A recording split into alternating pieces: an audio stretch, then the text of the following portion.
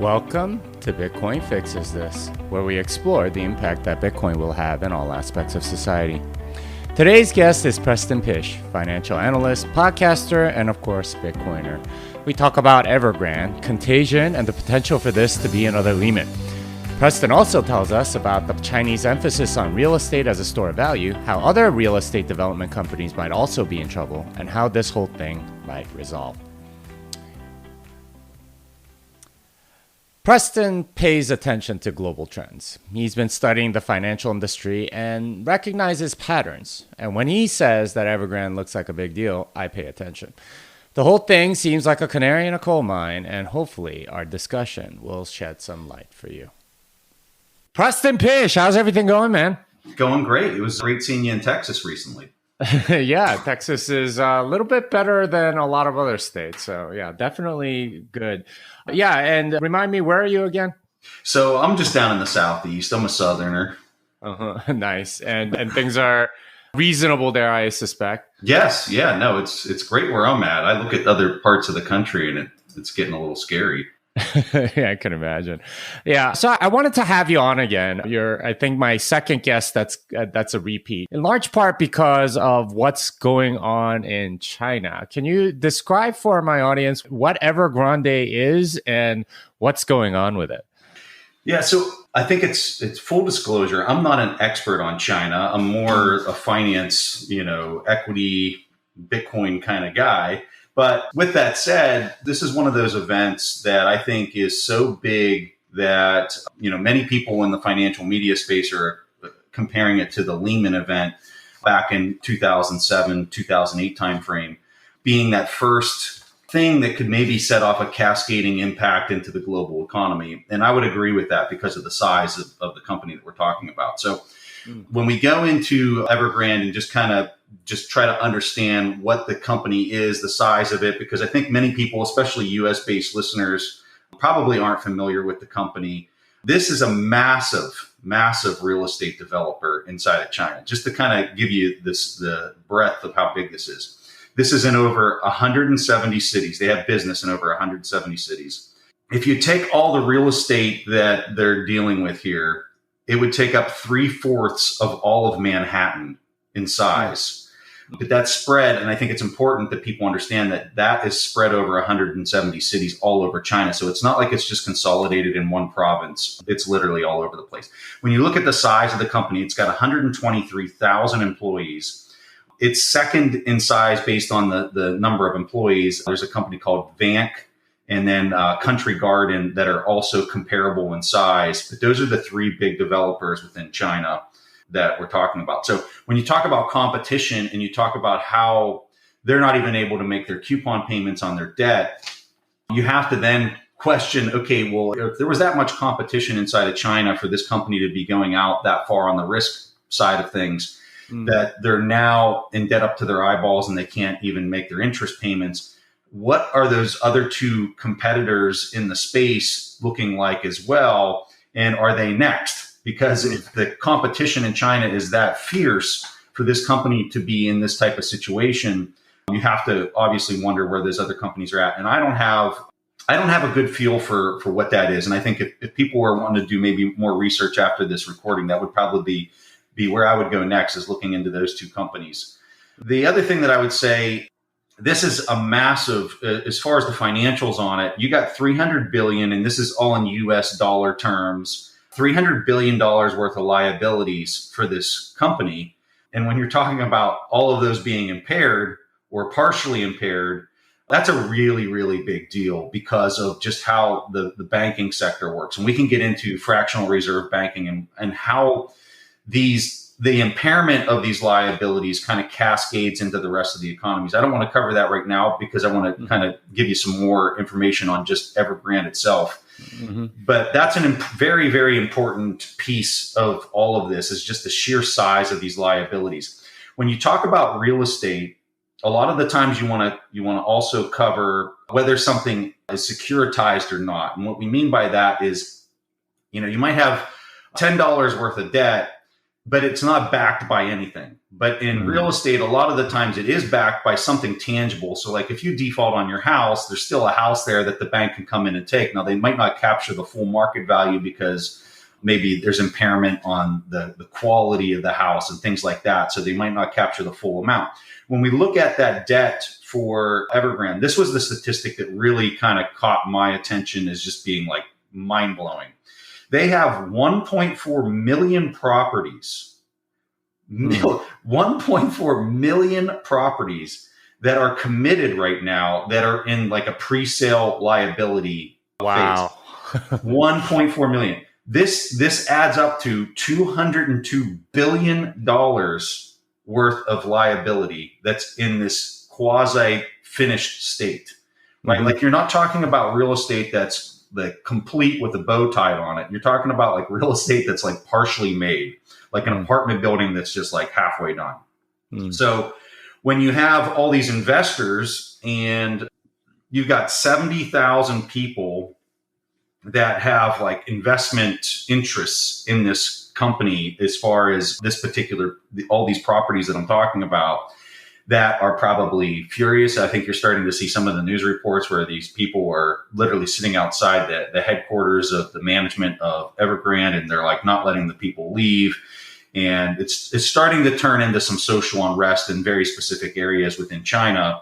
And this is something that the CCP pays very close attention to, because they don't like any type of social unrest, and they don't like these types of situations percolating up too much. So I think that that's an important piece of the puzzle to kind of keep in the back of your mind when we're talking about this number that everybody's throwing around, which is the $300 billion of liabilities, with $202 billion of that being pre-sale liabilities of partially completed properties. Wow. Yeah, I mean, it's kind of crazy when you think about it. One other thing that I want to highlight, Jimmy, is just the high yield, the junk bond market over in China. So this company alone accounts for 16% of all outstanding notes in the junk bond market within China. Wow. And there's talks of this just being completely impaired across the board. So what does that mean for all the banks that are then tied to this, all the suppliers that are, tied to this? It gets into just, everyone talks about contagion and how it can spread. And I would tell you that like, these are some of the things that when you have a company of this size and you have this much impairment on their balance sheet, this is how these things get started. If there's not some type of policy response by government officials very quickly and with a lot of magnitude, this is going to require a lot of debasement of their currency in order to step in and stop the cascading impacts that are likely to occur. And how much are we talking about there? Like, what would it take for Evergrande to be bailed out, basically? Well, I kind of suspect what you're going to see is right now. This is a really important part. So in China right now, they've got this policy that they're trying to promote called common prosperity. Okay. And they're trying to deter excessive risk taking. And another important part to all this is 70% of household net worth inside of China is real estate. 70%. Wow. Of the common person. So if you lined up everybody, their net worth is comprised 70% of real estate.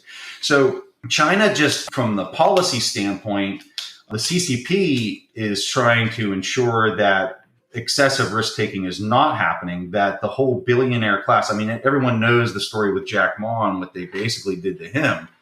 And I think they're looking at other billionaires within China and they're trying to diminish that influence that so many of them were starting to have there in the past decade. The CCP does not like that. They don't want somebody else competing with their authority. And this is just another example of them trying to make an example out of those influencers and those people that are well known within China. So you've got this really weird dynamic going on where they don't want any business to be too big to fail. They want the people responsible for taking on all this excess, leverage and irresponsibility in the marketplace to be examples to the public that this is not what you do. But at the same time, they want to not compromise their entire economy within China by something of this magnitude having this cascading impact into the rest of the economy. So they're trying to have it both ways. And unfortunately, I don't think they're going to get it both ways. And they're going to have to step in and provide a lot of relief to this impairment that's obviously playing out in real time right now. So how do they do it? And that gets to the root of your original question. Mm-hmm. I think they're going to be doing it through a lot of restructuring. I think they're going to be doing it through a lot of restructuring at maybe the second tier level. So like Evergrande, like they're going to, I think they're going to try to make an example out of them, but they're probably going to provide a lot of relief to the second tier, third tier participants that are being affected by that cascading impairment that's happening at the top level within the Evergrande business structure. But, who knows? These things have an ability, especially at this size, to just kind of unravel themselves really quickly in kind of directions that maybe you're just not expecting. I mean, it's like a dam bursting open. So like you're trying to predict where that water is going to go next. In some ways, it's really obvious, but in other ways, it might not be obvious. Well, so you mentioned that they are 16% of the junk bond market. What sort of yield were the Evergrande bonds like yielding before all this happened, and what is it like right now? I'm sure they're not paying out their coupons or whatever, but what is it? So they've stopped payments on all coupons at this time. So what they're trying to offer, and this is as of yesterday that I read, that they're trying to offer the properties that are finished at severe discounts so that they can generate some type of cash flow so that they can stay in business. So their housing units, they're offering at a 28% discount to what they were previously trying to sell them out. Office space they're trying to discount at 46%, and then stores and parking units at 52% discounts to what the original prices were. This is like a last ditch effort for them to try to just generate some type of cash flow to sustain operations. And the concern that this is going to get into is all the creditors and the tangential participants in this it's creating havoc for the sale of property. Like, hey, we've got to get this stuff off our books immediately, which then puts an abundance of supply into the market, which is then just going to collapse prices even more. So home prices in China just in August alone were down 20%. Wow. From where they were a year earlier. New land sales have crashed by 90% in August. So you're starting to see similar to what we saw back in 2007 here in the US with the real estate bubble and how it crashed. You're kind of starting to see very similar dynamics playing out right now in China. And I think that's probably why you have a lot of people comparing this to a Lehman type event. It's because there's so many parallels to the real estate bubble that was here in the US is now playing out in China right now, real time. You asked about yield spreads. So the yield spreads for junk bond in China as a whole at the start of the year was at 7.5%. Today, it's at 14%. And for people that aren't intimately familiar with bonds, if the yields are going higher, that means the prices are going down. And if they're doubling in yield, they're going down a lot, dramatically. So that's an intense figure for junk bond to collectively across the whole country to go from 7.5% up to 14% in what would be 8 months time frame. So this is all of the junk bonds in China have gone from 7% yield to 14%, you're saying? Yeah, junk bonds, yes. Wow. And just to give a comparison, in the US, what's considered a junk bond in the US?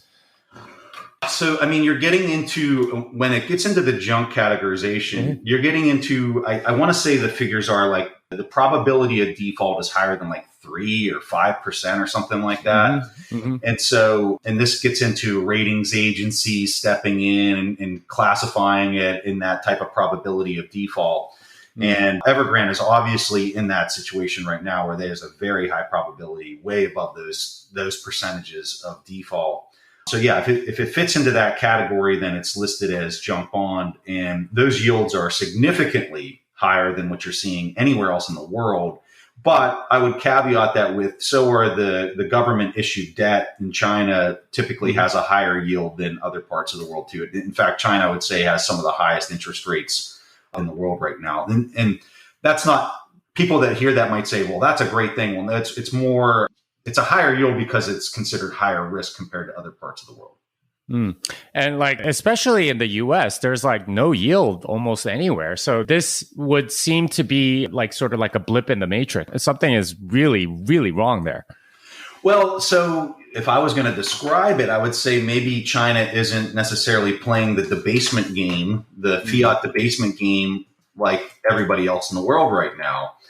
When you look at how the yuan has kind of performed over the last year, it's been pretty flat to the dollar. So like it's down a little bit. I want to say it's gone from like 6.75 to like 6.5, which for the last year, that's pretty flat. I would describe it as pretty flat, but they're not doing the measures that you're seeing here in the US or in Europe as far as the debasement, how aggressive they're debasing their currency by using things like quantitative easing, and definitely not UBI like you're seeing here in the States and other places. So maybe that's the reason why you're seeing this tightening happening over there. But it's kind of hard to just simplify without me kind of digging into a lot of the stats and figures and having a better analysis for you.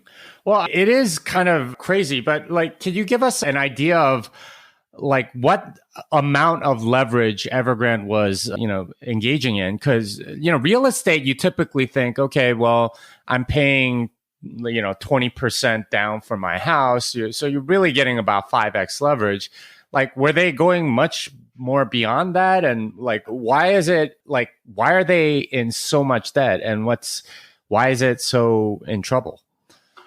Well, I think in general, you just, and I don't have the stat in front of me to kind of answer your question, but in general terms, I would tell you that back in 2010 timeframe, the Chinese government was concerned about how much leverage people were taking on real estate. And so what they actually did is they started requiring higher down payments for real estate. After the market crashed, actually, that would have been before 2010. This is like before the 2008, 2009 crash that they were taking some of these measures. After that, they provided relief. After everybody got, underwater, they provided relief and reduced some of those measures, which then dropped those requirements because everybody was in so much trouble with the drop in the price of the real estate. I'm not quite sure whether that was something similar that's playing out in the last couple of years with China or not. That would be something that I have to go back and research. But I guess my point is the Chinese government has done things like that to try to reduce this excessive risk taking that they know is taking place in the marketplace. From a cultural standpoint, people in China look at investments in a little bit different way than maybe here in the US. They love real estate. And it goes back to the stat that I was telling you earlier, where 70% of the household net worth is based in real estate. It's something tangible. It's something they can all understand. And it's something that they continue to just buy more real estate because the prices have tended to just keep going up, which doesn't prevent or de-risk that behavior. So right now you have that. Everybody's gone out on the curve as far as they can. They're borrowing money. When you look at Evergrande, like they have financing arms within their company. Something that I also found interesting about this particular company, they have other sectors, like they've got sports, automotive, tourism, health, media, finance, food.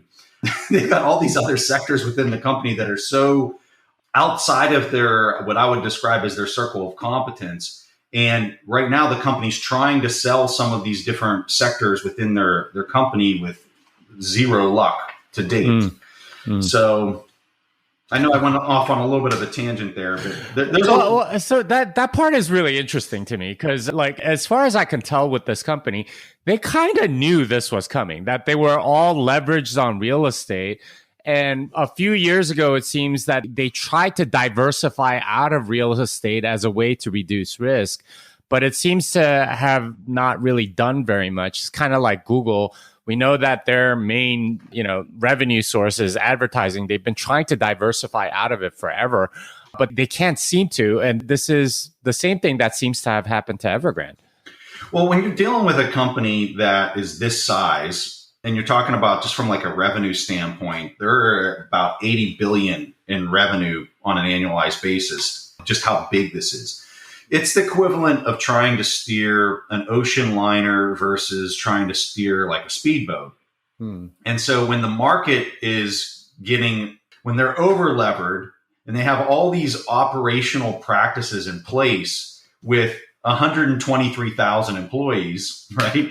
And they're deep in this sector, trying to steer that ocean liner away from the big giant rock that's in front of them, right, is way harder to do than if you're some small $50 million agile business. So they're kind of caught in this situation that their sheer size and then just the competitive nature of this particular space, and then the decades long just saturation of demand for real estate without fundamental analysis or basis behind it, just like an emotional need to buy more real estate without really fully understanding the actual demand that will continue to flow into it, puts you in this situation where you're extremely precarious and you're not able to really kind of get away from it. And I think that's the situation that they're in right now. And I mean, there's going to have to be some type of government response or involvement in order to mitigate the amount of impairment that's on the horizon for them. Yeah, what I found really interesting, like in studying this a little bit, is at least in China right now, second homes outnumber first homes, like in sales, which is kind of crazy, right? It's crazy. Like, and then even third homes are close to the level of first homes. This is how much people in China really want real estate, is that like it really is an investment vehicle for them. And, you know, like a few years ago, they had all these stories on like these ghost cities with, you know, lots and lots of apartments. And like everyone in the West is thinking, who the hell is buying these empty apartments that no one's actually using? Well, it was in a way like a roundabout way for a lot of Chinese people to store value, because they really didn't have, culturally, this seems to be the way that they really like storing value. Yes. And it goes back to kind of what I was saying earlier. It was just like culturally, this is in high demand, and it's continued to be in high demand for years and years. And when you look at, so like what creates that desire for something like this? If interest rates keep going down, right, in general, and we're not talking about the junk bond interest rates. We're talking about like just regular interest rates, your stable government issued debt. These interest rates for decades have trended down, right? And if that's the case, that interest rates continue to trend down, well, the value of anything that's equity based, real estate included, goes up. It's just that simple. And so when you think about how culturally there's been trust placed in buying real estate as an investment, it's because the price just has continued to go up and up for decades. And so it's like, well, this is a sure thing. It might have a little bit of variance in, you know, the year to year, but in the longer trend, the price is just going to keep going up. So let me just buy another property and another property. But then you get to a point where there's so much demand to buy it, but there's no one to rent the additional property to, right? And I think that that's kind of the reality that's starting to play out in China right now. And people have been talking about this, Jimmy, we've been talking about this for literally a decade, right? And so maybe right now, for whatever reason, you've just kind of reached that saturation point where there's just nobody renting these properties that everybody's, you know, wanting to own, and that reality is starting to set in. So it's crazy. Yeah. And, you know, they also have this long-term demographic trend where they did have the one-child policy for a long time. I believe you can have 2 or 3 children now. Like, that seems to have affected the demand for real estate, because the population's not necessarily growing that fast or at all. Yeah, and I would have to do a whole lot more research on that particular topic to talk to it intelligently. But I know that people of our generation and maybe a little bit younger were born with no brothers and sisters, right? And so they're the ones that are in the market today buying these properties. And the change in the policy probably won't really have impacts. I would suspect it wouldn't have impacts for maybe another decade or two.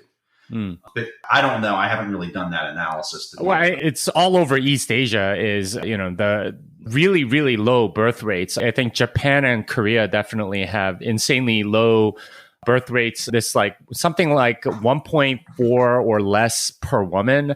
Generally, it's considered like a point of no return once you get under like 1.8 or something like that. Yeah. I don't know exactly the number for China, but it's got to be very low because of the one child policy and so on. And, you got all this real estate, like you said, that's just sort of sitting out there that no one really has, is renting. I mean, you could rent it out to people, but then you're probably not getting the return that you need if you're renting it out to somebody that's extremely poor and so on. Hey, going back to a point that I was talking about earlier, as far as China not playing the debasement game with their fiat currency as strongly as other central banks. So I pulled up a chart. This is from the Yardeni research. They published, this is like automatically generated from, I don't know where they're pulling the data sources from, but if you just type in Yardeni research global central bank balance sheet, you'll get this chart that comes up. It's like one of the first things that'll come up on Google. And you're able to see how the Fed versus the ECB versus the Bank of Japan versus the People's Bank of China, how those four central banks are debasing their currency based on the growth in their balance sheet relative to each other. And when I'm looking at this chart, you can clearly see that the People's Bank of China is debasing their currency the least compared to the other three central banks. So when we think about fiat currency and we think about how it's a game of relativity between the other currencies, because everybody's debasing, right? There's no peg anywhere in the world to be found except for in Bitcoin. So when you're looking at how they're debasing relative to each other, it's very clear that the People's Bank of China is running the tightest policy relative to the others. And so where would we expect to see difficulties in an economy first based on that action? Well, you would expect to see it in China first because they're the ones who aren't playing the debasement game the most aggressively. This should make no surprise to anybody that you would start seeing these breaks in the fractional reserve system first in China based on those policy actions, in my humble opinion. Yeah, and they do have probably the tightest monetary policy, and we're seeing the cracks a little sooner because it's not as loose as other places.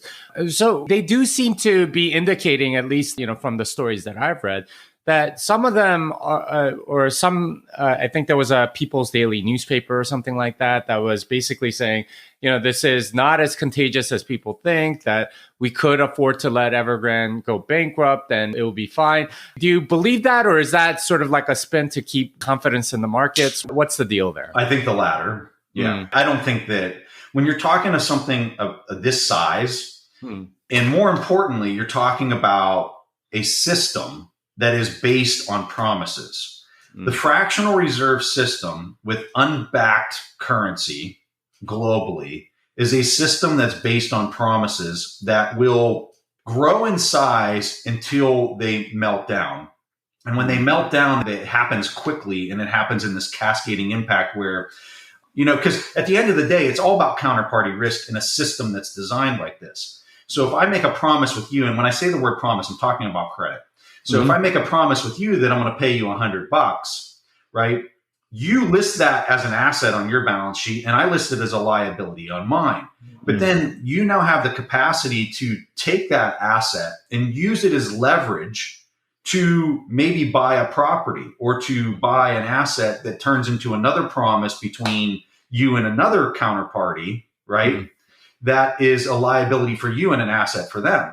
So if that asset that's getting listed mark to market on somebody's balance sheet starts to become impaired, which is happening here on the Evergrande balance sheet, that what they're listing these properties values as, and you're seeing that in the sales where they're selling their stores and their offices for a 50% discount, that is impairment on that balance sheet, which then that somebody else is listing as an asset at full price. So when that gets readjusted to the price that it's actually being sold for, that has a cascading impact down the chain through the whole supply chain of all these people that work in contracting and are supplying the cement. And I mean, you have to think about that whole supply chain and the disruption that's happening because of the way that the system works in a fractional reserve, promissory credit based kind of way. Mm. Well, we're kind of seeing malinvestment playing out in real time, right? Like, because you got like a ton of unfinished properties that might not ever get finished or, need a government bailout to get finished.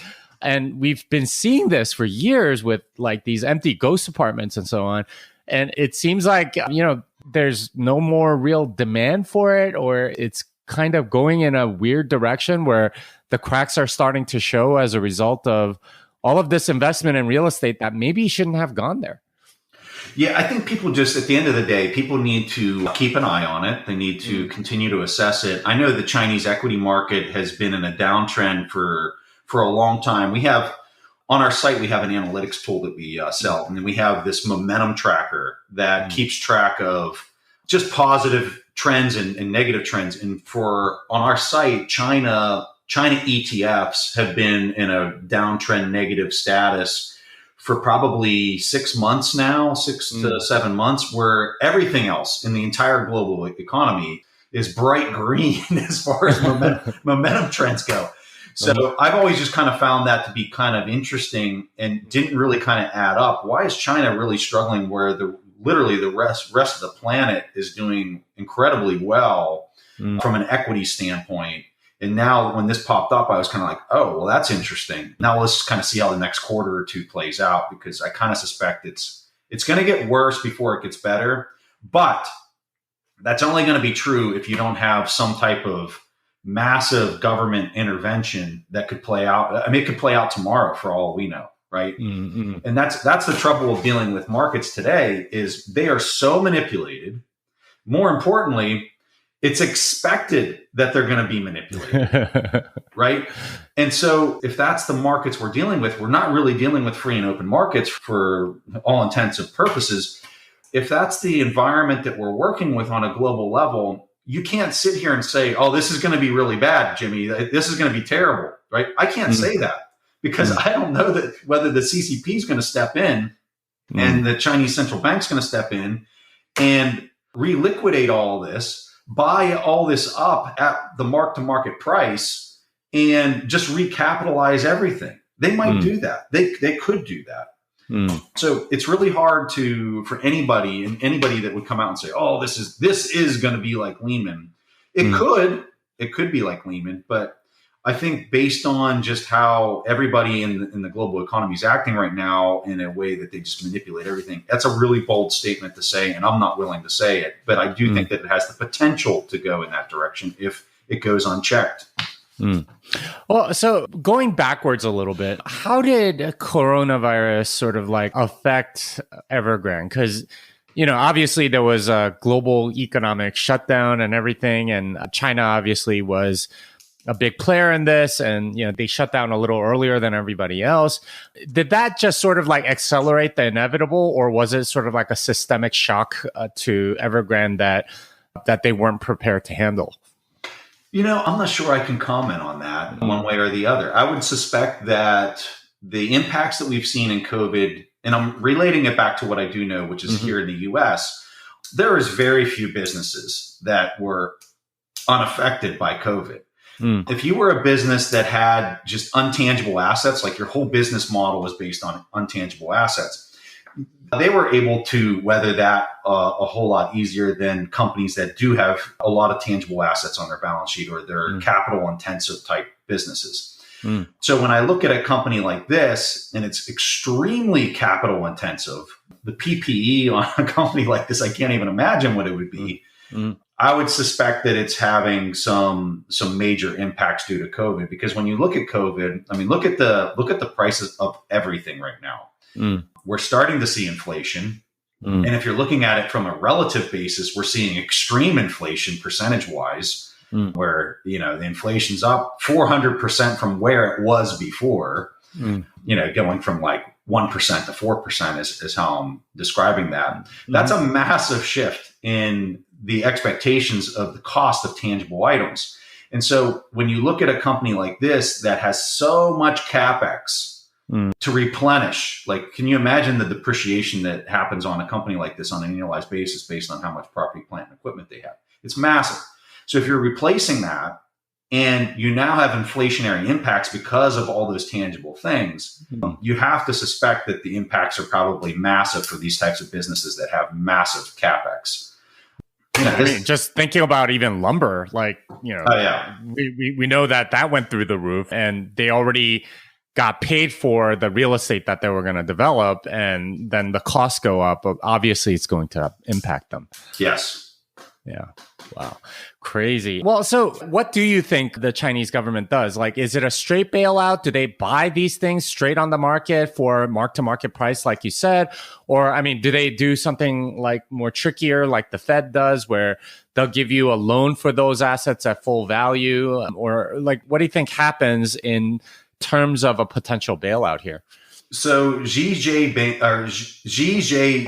is the third richest person in China, which last year his net worth was like $30 billion.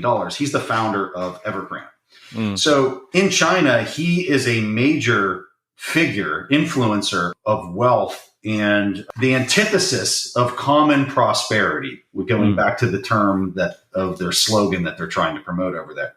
So I think from the Chinese government's standpoint, they probably want to make an example out of this guy. They probably want to cause pain and disruption to him personally and this brand of excessive risk taking. But they've got to also make sure that it doesn't cascade into the rest of their economy. I think their response is going to be one that's very calculated in that they're trying to achieve that destruction of that brand in him personally, while also trying to make sure that the 70,000 people that had investments in this are penalized but not destroyed. And I think that they obviously want to make sure that whatever type of relief that they provide through providing liquidity into their economy is done in a way that doesn't look like they're rescuing anything, but also like stopping it. So what does that look like? I can't really kind of get into the nuances of what it is just by my sheer lack of understanding of all the different key players that are underneath of Evergrande. But I suspect that the response you're going to see is going to be kind of along those lines. Well, so that is very Asian, by the way, like just sort of like punish one person and they get, jail time. They, get all their wealth taken away or whatever. And then everything else sort of like gets rescued behind the scenes while saving face, something like that. And that's what you're suspecting is what you're saying. Yeah. Okay. Yeah, that kind of makes sense. So let's talk a little more globally. How does this affect everybody else in the world? Because, say that they do some sort of bailout like this, where it's sort of like under the radar. They still punish the CEO of Evergrande. Maybe, make sure that there's no social unrest by sort of like making all of the investors whole somehow while still punishing the company itself. Like, how does that affect everybody else in the world? Do they is there sort of a lot of foreign exposure to Evergrande bonds or stock or anything like that? Yeah, there is. And I think that that's going to be very difficult for them to manage is all that foreign investment capital that has assisted in creating this company and where those equities lie and where the owners of that debt lie.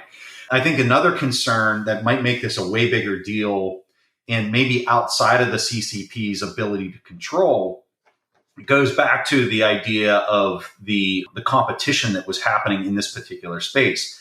So if they're going to basically reorganize all this debt and reorganize all this equity that exists within this company they have to move it over to these other competitors, which would be this Vanke and Country Garden, which are the only two companies within China that could really kind of handle the breadth of property that they're trying to reorganize. If those two companies, if Vanke and Country Garden have similar problems, which I think could be a very real possibility here, now you're not just dealing with Evergrande, you're actually dealing with two other companies for a total of three companies that encompass what I would guess is 80 to 90% of all real estate development in the entire country. Wow. And if that's the case, now they've got a whole different set of problems on their hands that I don't know how you would really kind of be able to manage that fallout in a way that it doesn't spill into international markets. Mm. So that's the concern, in my personal opinion, is are those other two competitors in a similar situation, but only a couple months behind Evergrande, or are they much more healthy in their, in their current standing? And you know what? I just don't believe whatever numbers are actually being displayed on whatever financial reports that any of these companies are reporting right now, because you just don't know what the ground truth is. I think the way you're going to find out is just through the news cycle and just kind of seeing what plays out next. Yeah, because they're not motivated to report the real numbers. They'll put like the best spin they possibly can and, make it seem like they're ready to be solvent and, keep the confidence and so on. But this does seem to be playing out very similarly to 2008, where obviously, the government let some fail, and then they saw that it was kind of going to spread through everything, so they bailed out everybody. Do you see something similar happening in China? I think you kind of hinted at that. Maybe let Evergrande fail, but then the other two get in trouble, and then like sort of bail them out, to contain the contagion or something to that effect. Yeah, and I think that's where everybody that's comparing this to Lehman is doing it, because, like you correctly described there, at first when Lehman was failing, the U.S. government was like, all right, well, sorry for all your investors, and same with Bear Stearns, like, I'm sorry, you guys are you're gonna lose everything. It's completely impaired. Well, that played out, and if I remember right, this was probably in the spring time frame of 2008. And so as that played out, you had months that went by, basically 2 quarters that went by, where it was kind of like, okay, is there other companies? Is this worse than what? And then all of a sudden, it just like this, the floodgates let loose 6 months to like 9 months later. And I can't remember my timing all that well, but I think that's about right. And so that's the concern here is let's say the CCP says, all right, well, you guys were not responsible. You're not living up to this common prosperity initiative that we have going on. So you're going to lose everything. And then maybe a quarter or two later, maybe then you have Country Garden that then runs into issues that are very similar to Evergrande, and then the whole thing plays out. That is a scenario that I could see happening. It's very hard to know whether, based on the facts we understand today, whether that's what's actually playing out. But I think that that's the concern for anybody who lived through the 2008 crisis here in the U.S., that's maybe what's playing out in China right now. Yeah. And what was crazy about 2008 was it felt local, right? It was sort of like the subprime mortgage stuff within the US only, yet somehow it spread all over the world, where, like you had people in Australia calling it like the great financial crisis. Like they have like an acronym for it and everything. Like it spread absolutely everywhere off of, essentially what was a domestic problem, and this seems to be very similar in that regard. Is it possible to have something like a great recession or something to that effect on a global scale as a result of something like this? It's definitely possible. But again, it just goes back to the reaction of the policymakers, the central bankers, and how much liquidity they're providing back into the economy. The speed at which they act, the timing of which they act, the magnitude of printing are all like the big key ingredients to whether this can be contained or, or else it just all breaks loose. When you look at the 2008, 2009 crisis, I think you were back, at least in the equity markets, everything was kind of back to normal within a 3 or 4 year period of time. Like they stepped in with a lot of printing and a lot of debasement to recapitalize everything and put that liquidity back into the system.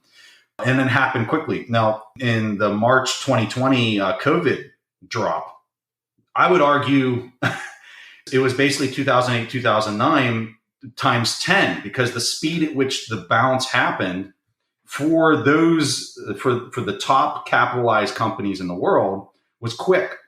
Where I think you're starting to see this divergence in the real economy is for your small businesses, they're still just obliterated, right? Like that money is not, or that liquidity of fiat is not trickling down into the real economy where most small businesses lie. And it's just getting sucked into the highest capitalized companies. And so like all your stock indexes track the top 50 companies or the top 100 companies in the world. So if you're thinking that these actions by these policymakers are fixing the economy, or bringing it back to normalcy. It's not. The more that they manipulate the economy, I think the more you're going to see this divergence where what was great for large cap businesses and was bad for small cap businesses is going to slowly evolve into it's still great for large cap businesses, but now your mid cap and small cap businesses are getting destroyed.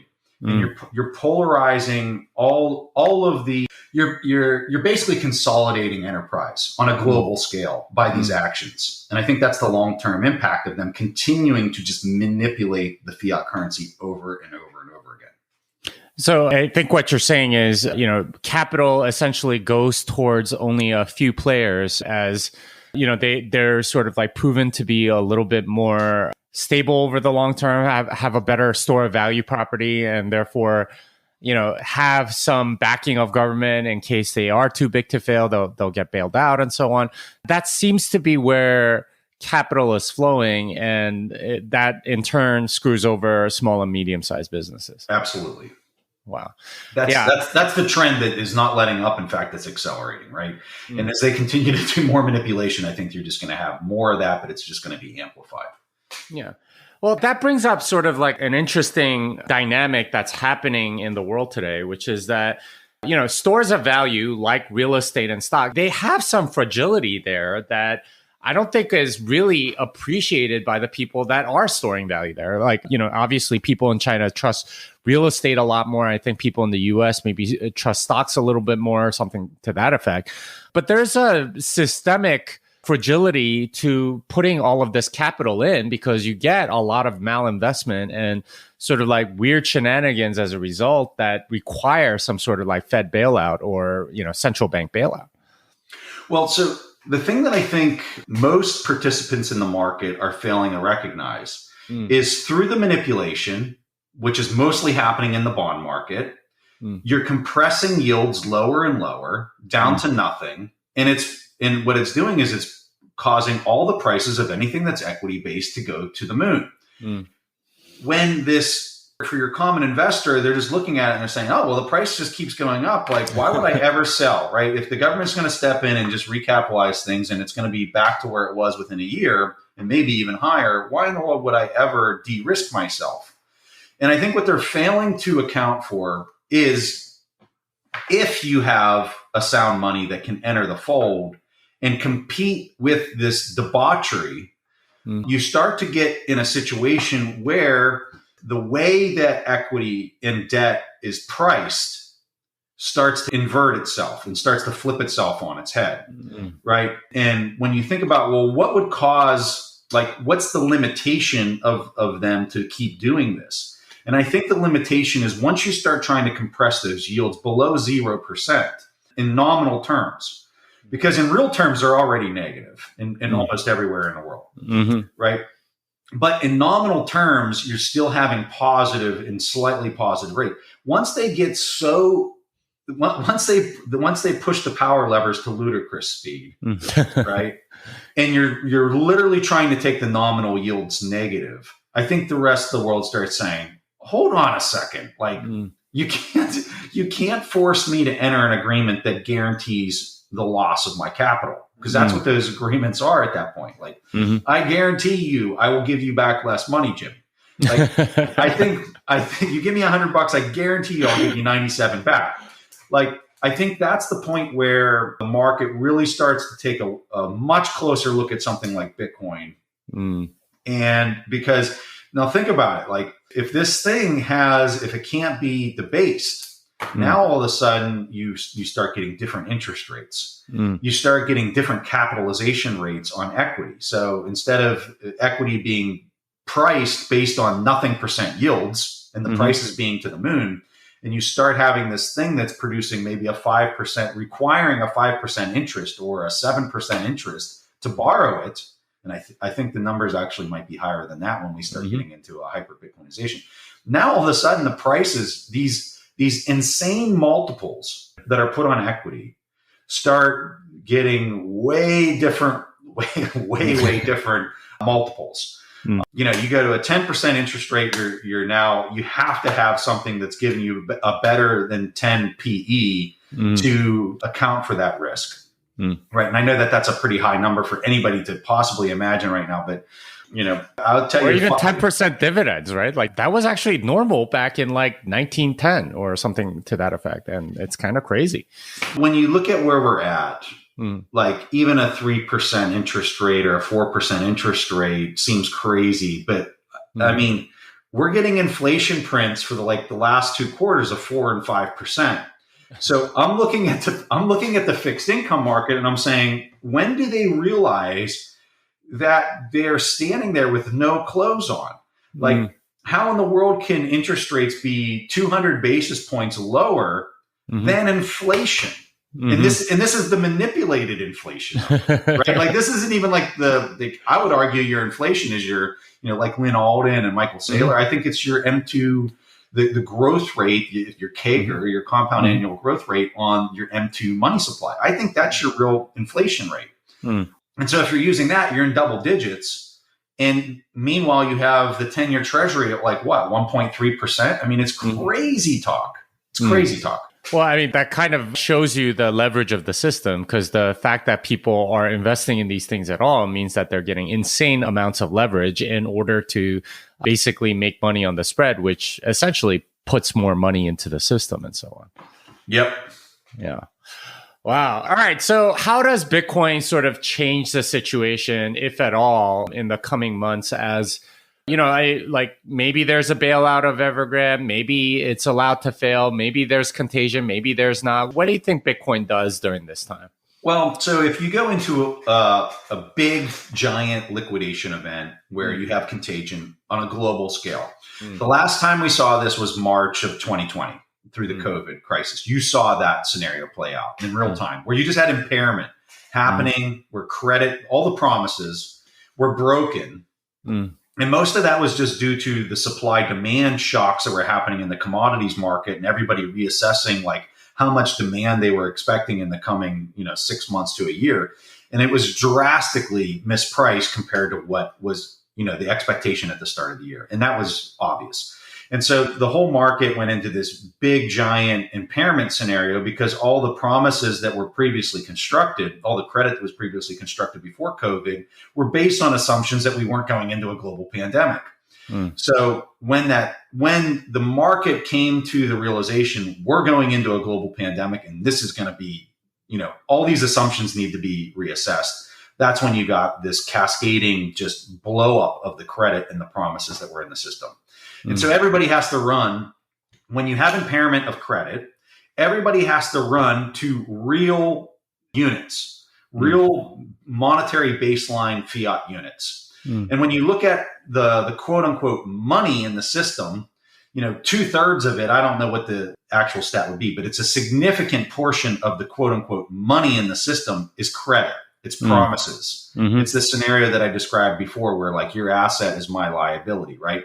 So if a significant portion of that is these promises and the promises are getting broken, the only way you can adjudicate that counterparty risk is by actually coming up with monetary baseline fiat units to pay the counterparty, right?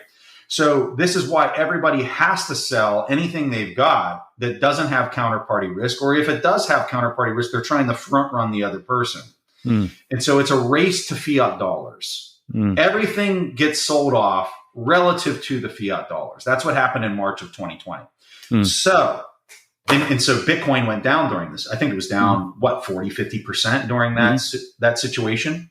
And it's a short-term sell-off because everybody has to get dollars to make good on their impairment in other counterparty risk areas. Okay.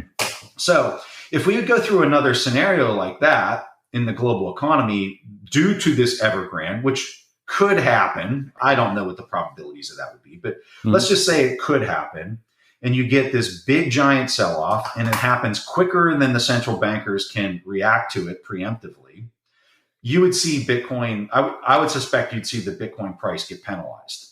Very similarly to what you saw in March of 2020, simply because of the market cap size of Bitcoin relative to the rest of the economy and especially relative to fiat currency in general. Bitcoin's a speck compared to fiat currency around the world when you count the euro, the dollar, the yen, and all that.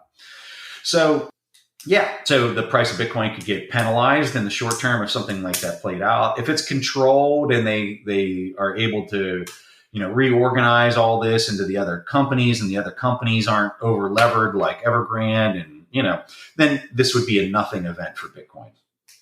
Mm. Yeah. So I think what you're saying is if there is sort of like a credit crunch event, then Bitcoin, being sort of this very liquid asset, would then get liquidated to some degree and suffer some fall. But you think that would be temporary and that it would soon go back because people will want this very nice asset that doesn't have all of these credit risks and so on. Absolutely. I would view an event like that as being a massive opportunity because I'm not levered in Bitcoin in any kind of way, right? I don't 10x leverage trade. I don't trade it, first of all. I just buy it long and I hold it. I don't ever sell it. And this situation would be an opportunity in the short term because I could buy more for my dollars, right? Everything's going on sale and everybody's running out of the store. They should be running into the store to buy as much as they possibly can because they were afforded an opportunity. So I would see it as a massive opportunity. And I would see it rebounding very similarly to like what we saw in the March 2020, where you were up 100% probably within, 2 months. If you were buying that sell-off, I would see something very similar to that happening. And yeah, I mean, at the end of the day, you want to take whatever free cash flows you got and you want to pump it into that opportunity that's being presented. And you just don't want to be levered so that, I mean, at the end of the day, this is my message for people that are playing in the levered game. You have no idea whether this Evergrande situation is going to blow up and cascade into equity markets, on Monday morning, right? And it could. And Bitcoin could be down 15%. And if you were levered long, congratulations, you just became a seller. Even though you have a long bias and that you think it's going higher, you just participated in the selling of Bitcoin because you were levered long, right? So all leverage does is it speeds up time. And the example I like to use is like if you were playing a video game, right, and you're using leverage, all you're doing is you're speeding up the clock at how fast you're playing the game. And if you make one little mistake, you're dead, right? So there's no reason, especially when you look at the asymmetric trade of Bitcoin, to be levered. Like you could have a 1% position today, and I'm of the opinion you will completely protect your entire net worth with a 1% position in Bitcoin. You don't have to be that right for this to have massive effects on your portfolio and just your position. Wow. Some really sobering stuff. And it's interesting how Bitcoin sort of motivates you to not participate in this fractional reserve banking / leverage game that everyone else is playing, in large part because it is kind of a very safe asset. So this has been an absolutely fascinating discussion. And I suspect we'll be like watching this for the next few months and seeing how much it spreads. And it might be nothing. It might be everything. We don't know. But regardless of that, where can people find you? Where can people contact you? We have a podcast. It's called We Study Billionaires. I do a Bitcoin show every Wednesday. I'm very active on Twitter at Preston Pysh, just my first and last name.